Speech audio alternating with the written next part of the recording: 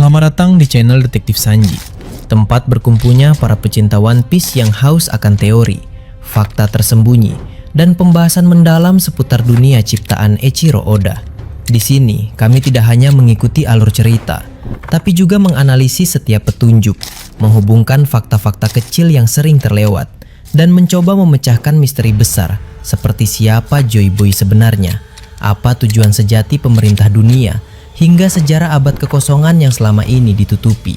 Setiap video di channel ini disusun dengan riset yang mendalam, sudut pandang kritis, dan tentunya semangat nakama sejati.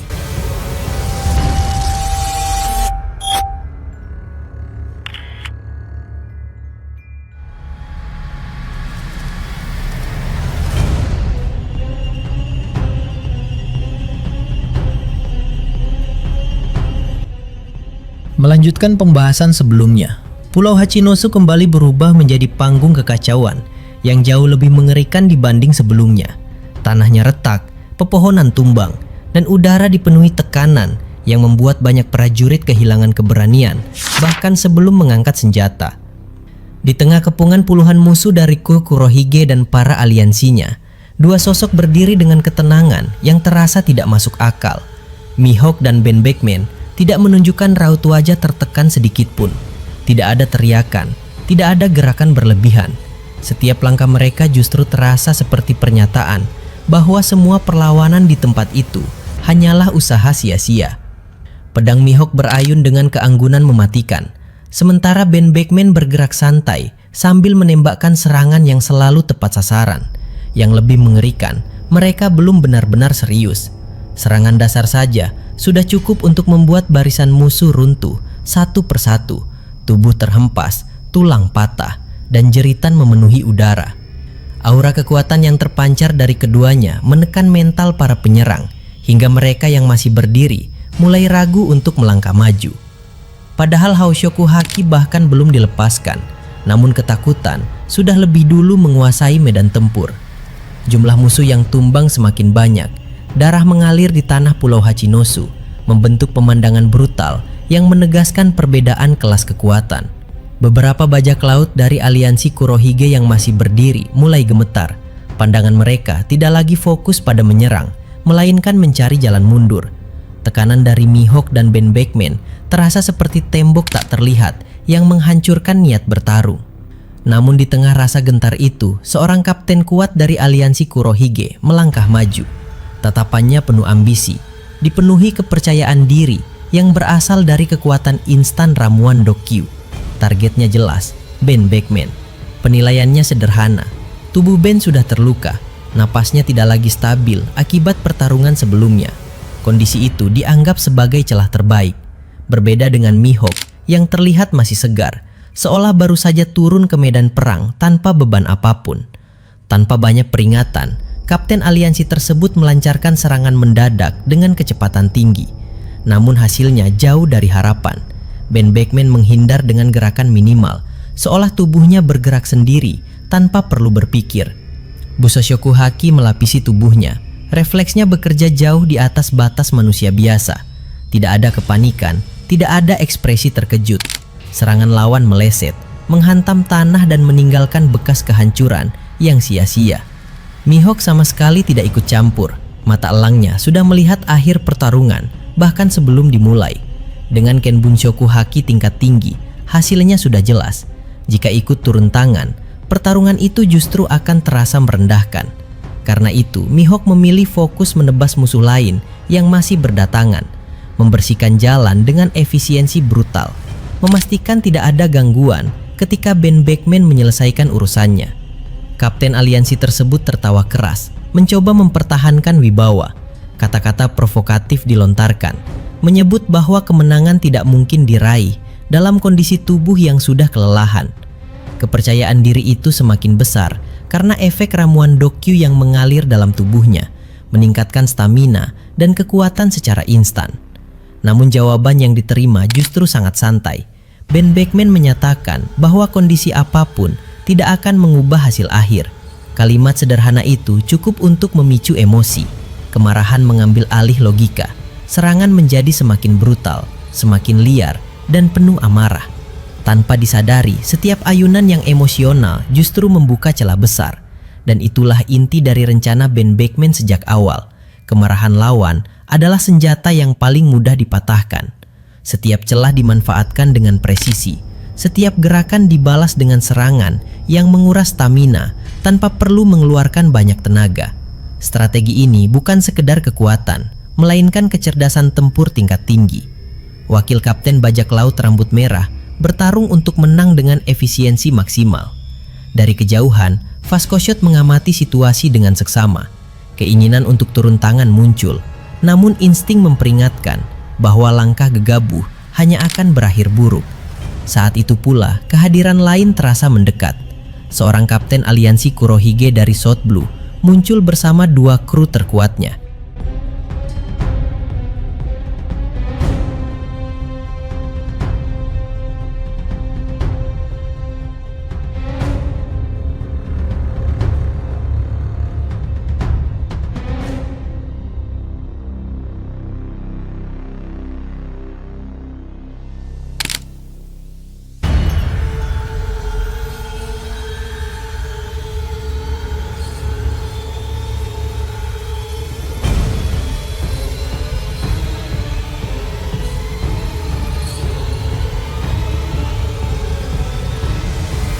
Nama kelompok itu sudah cukup dikenal sejak memasuki dunia baru.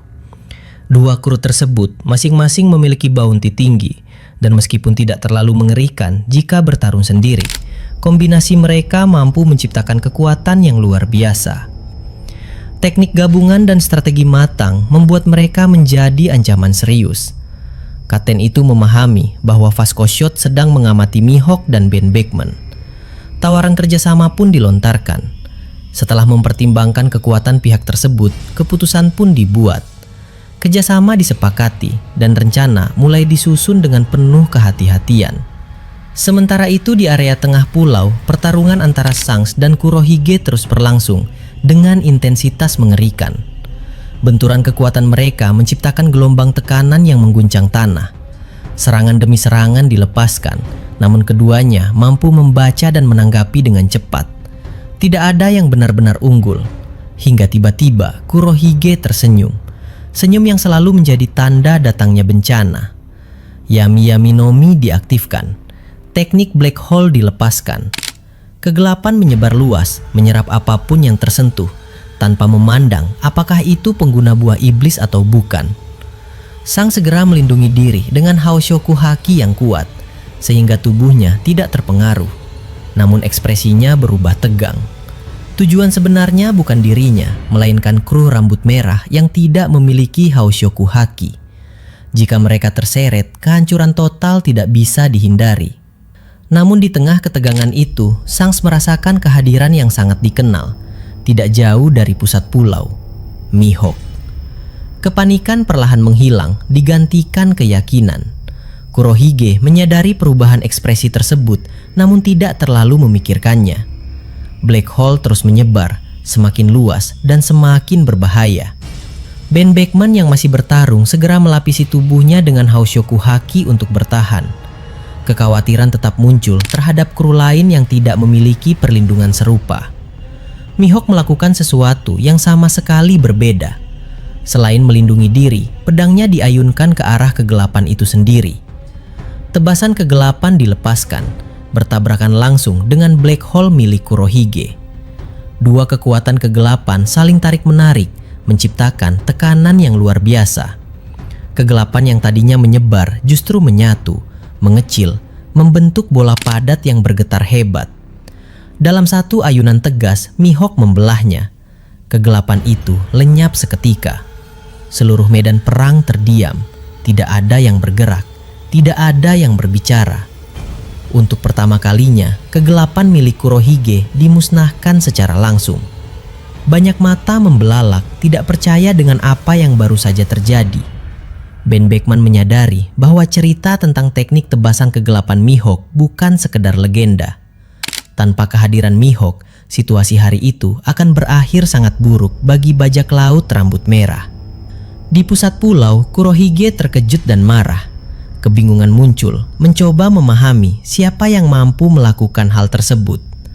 Sangs tersenyum, lalu menjelaskan bahwa tebasan kegelapan Mihawk adalah counter alami bagi Yami Yaminomi. Kepanikan terlihat jelas. Nama teknik itu memang pernah terdengar, namun selama ini hanya dikaitkan dengan Riley di era lama. Fakta bahwa Mihawk juga menguasainya, bahkan dalam kondisi masa prima, menjadi ancaman nyata. Di kejauhan, seorang jurumudi misterius dari Cross Guild mengamati melalui teropong. Penggemar berat Mihawk itu merasakan adrenalin meningkat. Setiap tebasan, setiap gerakan memperkuat keyakinan bahwa sosok yang disaksikan memang berada di puncak kekuatan. Sebelumnya, beberapa aliansi lemah Kurohige sudah berhasil disingkirkan dari kapal Cross Guild, sehingga tontonan itu bisa dinikmati tanpa gangguan. Namun ketenangan tersebut tidak berlangsung lama. Tiba-tiba, seorang kapten aliansi Kurohige dengan bounty 700 juta berry melompat ke atas kapal. Aura berbahaya langsung menyebar, menandai bahwa konflik baru akan segera pecah, dan Pulau Hachinosu masih jauh dari kata aman. Sejak awal, kapten dari kelompok itu sebenarnya tidak datang secara tiba-tiba. Sosok tersebut sudah lama memantau pergerakan jurumudi Cross Guild dari jarak aman, mengamati setiap gerak tubuh, setiap perubahan ekspresi, dan setiap denyut aura yang terpancar. Ada ketertarikan tersendiri yang muncul, bukan karena rasa penasaran biasa, melainkan karena firasat bahwa sosok dari Cross Guild ini menyimpan sesuatu yang lebih dari sekedar reputasi sebagai pengemudi kapal.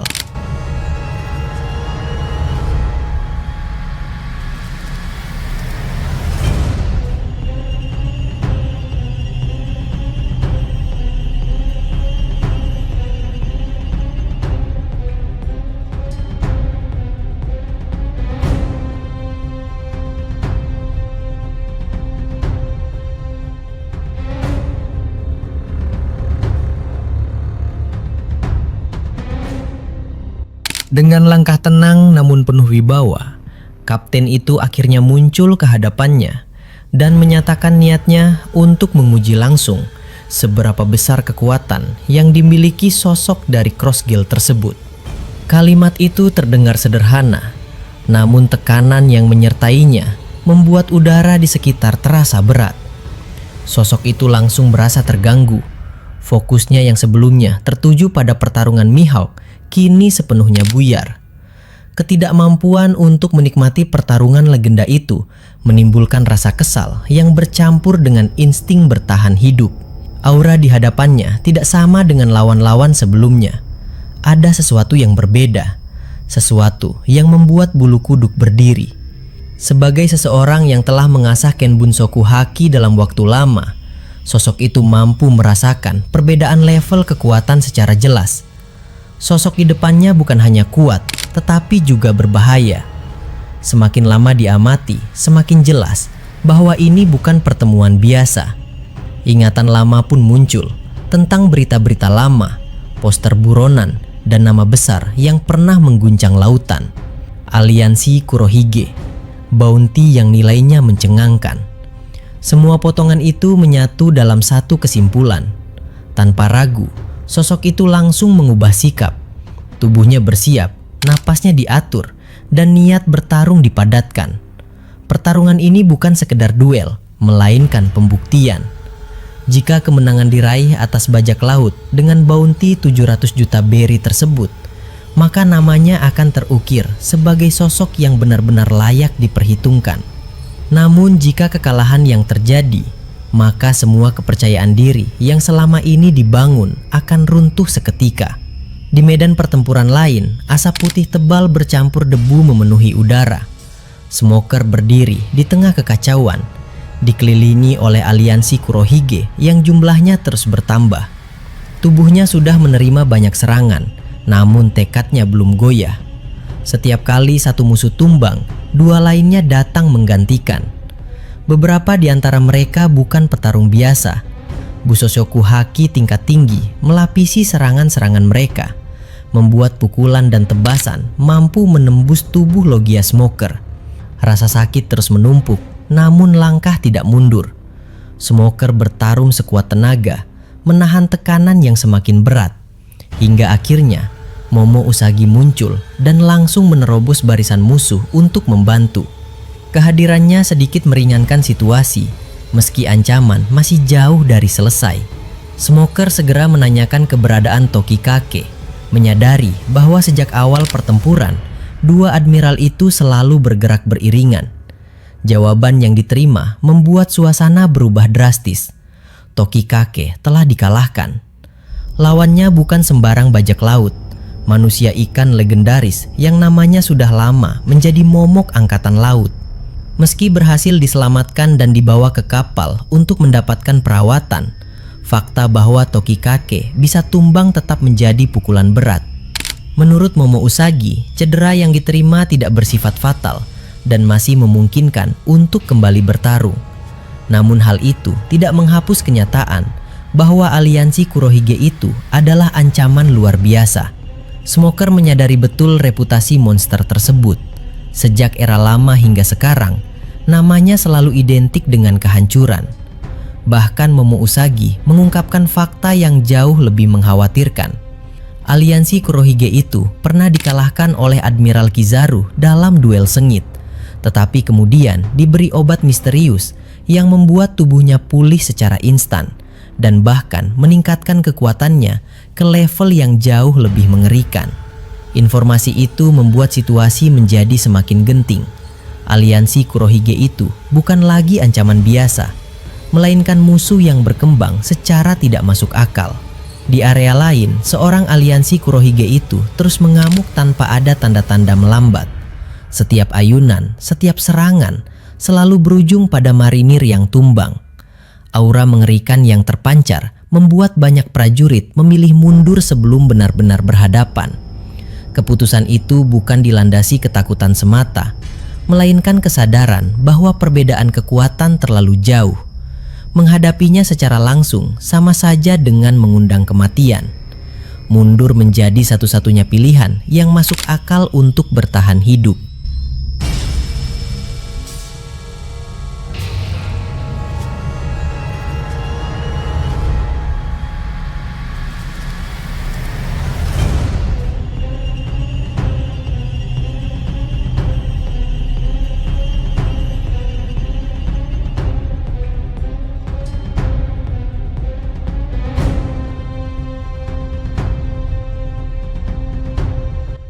Sementara itu, jauh di pusat kekacauan dunia, Merijoa kembali menjadi saksi bentrokan kekuatan tingkat dewa. Dragon dan Sabo berhadapan langsung dengan dua Gorosei, Warchuri dan Jupiter. Pertarungan 2 lawan 2 ini berlangsung dengan intensitas yang terus meningkat. Ketika dua Gorosei tersebut melepaskan serangan gabungan yang memanipulasi waktu, dampaknya terasa menghancurkan. Bahkan Sabo mengakui bahwa teknik tersebut berada di luar batas wajar. Jika tidak ada tameng angin raksasa yang diciptakan Dragon dalam sekejap, pertahanan Busosoku Haki murni tidak akan mampu menahannya. Dragon membentuk penghalang angin berskala besar yang menyerap sebagian besar dampak serangan. Sisanya ditahan dengan Busosoku Haki tingkat tinggi yang digunakan bersama oleh Dragon dan Sabo. Dari situ menjadi jelas bahwa mengandalkan haki saja tidak cukup. Dragon memahami betul bahwa pertarungan ini masih menyimpan banyak kejutan. Selama bertahun-tahun, riset tentang kekuatan Gorosei telah dilakukan. Namun kenyataannya masih ada teknik-teknik rahasia yang belum pernah tercatat. Hal itulah yang membuat kewaspadaan harus dijaga sepenuhnya. Fokus dan pertahanan menjadi kunci utama, sebab satu celah saja dapat berujung pada kehancuran pasukan revolusi yang berada di belakang mereka. Di medan berbeda, pertarungan brutal antara pemimpin komunitas Bukanir dan Ropluci dalam mode Awakening akhirnya mencapai puncaknya. Setelah pertukaran serangan yang melelahkan, satu pukulan dahsyat yang dilapisi Busosoku Haki dan Haosoku Haki berhasil menjatuhkan Ropluci. Tanah retak, udara bergetar, dan tubuh Ropluci terhempas tanpa mampu bangkit kembali. Namun kemenangan itu dibayar mahal. Tubuh pemimpin Bukanir tersebut dipenuhi luka dan kelelahan. Sebelum menghadapi Ropluci, sudah terlalu banyak musuh kuat yang dilalui. Meski demikian, langkah tidak berhenti. Dengan sisa tenaga yang ada, Pertarungan tetap dilanjutkan melawan lawan-lawan lain, meski performa tidak lagi berada di puncak. Pertempuran lain juga berlangsung tanpa henti. Pemimpin komunitas Lunaria berhadapan dengan kesatria suci dari keluarga Ethan Beren. Bentrokan serangan mereka menciptakan gelombang kejut yang menghancurkan lingkungan sekitar. Dalam satu momen krusial, dua serangan kuat saling beradu dan meledak, melemparkan kedua petarung ke arah berlawanan. Tanah berguncang hebat, menunjukkan betapa mengerikannya kekuatan yang saling bertabrakan. Di tempat lain, duel antara pemimpin kelompok pemberontak terkuat kedua di dunia melawan kesatria pedang dewa terus berlanjut. Biasanya, kesatria tersebut selalu menghadapi lawan yang jauh lebih lemah dan dengan mudah meraih kemenangan mutlak. Namun kali ini situasinya berbeda. Lawan di hadapannya memiliki kekuatan luar biasa. Anehnya, tidak ada rasa gentar yang terlihat. Justru semangat bertarung semakin membara. Bagi sang kesatria, semakin kuat lawan yang dihadapi, semakin besar pula tantangan yang harus ditaklukkan. Dan tantangan semacam itu adalah sumber kegembiraan sejati. Di markas Angkatan Laut, pertarungan antara Fujitora dan penjahat besar dari kerajaan Aoi masih berlangsung sengit. Fujitora mulai menunjukkan dominasi, meski belum mengerahkan seluruh kekuatannya. Lawannya teringat masa lalu yang kelam, saat kekalahan telak pernah terjadi di tangan admiral tersebut. Trauma itu kini berubah menjadi dorongan kuat untuk tidak mengulang kegagalan yang sama. Seluruh kemampuan dikerahkan tanpa sisa. Tekad untuk menang kali ini begitu besar, karena kekalahan kedua kalinya akan menjadi luka yang tidak akan pernah pulih. Di lokasi lain yang jauh dari semua kekacauan itu, Ryokugu melaju di udara menggunakan tumbuhan berbentuk baling-baling raksasa. Tubuhnya melayang stabil, bergerak cepat menuju markas cabang angkatan laut berikutnya. Perintah dari Akainu sangat jelas. Kecepatan adalah prioritas. Pasukan akan menyusul menggunakan kapal. Kekuatan buah iblis hutan yang dimiliki Ryokugu menunjukkan fleksibilitas luar biasa. Tidak hanya mematikan dalam pertempuran, tetapi juga sangat efektif untuk mobilitas jarak jauh. Dengan memanipulasi tumbuhan, kecepatan terus ditingkatkan, memotong jarak antar medan perang dalam waktu singkat. Semua pergerakan ini menjadi pertanda jelas bahwa perang besar ini belum mencapai klimaksnya. Justru sebaliknya, kekacauan yang terjadi hanyalah pembuka dari rangkaian pertempuran yang akan menentukan arah dunia ke depannya.